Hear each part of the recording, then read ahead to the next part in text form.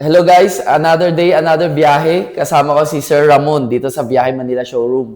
Mali Sir Ramon, saan mo nakita tong Biyahe Manila? Actually, sa Facebook ko ito nakita noon pa, magpapa-repair sana ako ng scooter. Ah, Tapos lastly, naghanap pa ako ng model ng tong C11 na na-review ko na. na-review mo na. Na-review ko na mabuti na maganda performance. Saka yung Pido, branded yan. Hindi siya Branded. pipitsugin. Ah, I see. Sir, taga saan kayo? Diyan lang sa may Barangay Santa Teresita, sa may Dapitan. Lapitan lang, ang lapit lang dito sa Biyahe Manila Showroom, no? So, Sir, sa dami ng e-bike model, no? Bakit mo napili tong Fido C11? Branded to. Tsaka ito yung babagay sa akin. Tsaka yung step through. Step madaling Sumakay, no? Madaling sumakay, madaling bumaba in case of emergency. Ayun. Hindi tulad yung iba, may harang dito, mahirap. Ito, mabilis bumaba. Saan nyo gagamitin tong e-bike?